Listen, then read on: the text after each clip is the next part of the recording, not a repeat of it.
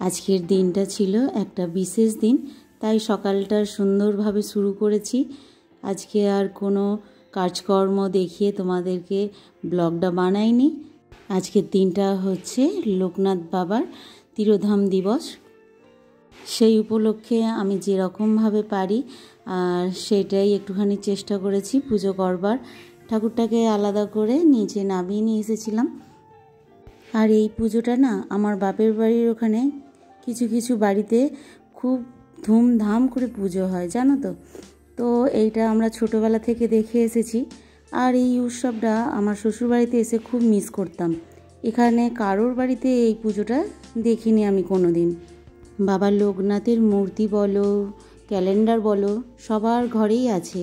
তাই আমারও খুব ইচ্ছা করতো যে আজকের দিনটা একটু ঠাকুরকে অন্য রকম করে পুজো দেবার, কিন্তু সেটার কোনো দিন সেরকমভাবে সুযোগ পাইনি। তাই আজ একটুখানি অন্যরকমভাবে পুজো করলাম। হয়তো আমি রীত নীতি মেনে করতে পারছি না, কিন্তু আমার মনের ভক্তি দিয়ে যেটুকু ইচ্ছা মনে হলো সেটুকুই করলাম। আর বাবা লোকনাথের নাকি এই মিছরি আর অমৃতি খুব প্রিয়, তাই সবাইকেই এই মিষ্টিটা দিতে দেখি।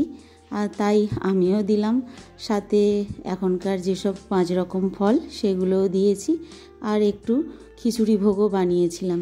তো সেই ভোগটা আজকে আমরা ভগবানকে নিবেদন করে তারপর আমরাও খাবো। আর আলাদা করে কিছুই রান্না করিনি। এই যে একটুখানি কাটোয়া ডাঁটার তরকারি বানিয়েছি, আর পটল ভাজা, আলু ভাজা আর খিচুড়ি। তো চলো বন্ধুরা, আজকের ব্লগটাই এই পর্যন্তই। পরের দিন আবার দেখা হবে। ততক্ষণ টাটা। আর কেমন লাগলো সেটা একটু কমেন্ট করে বলো।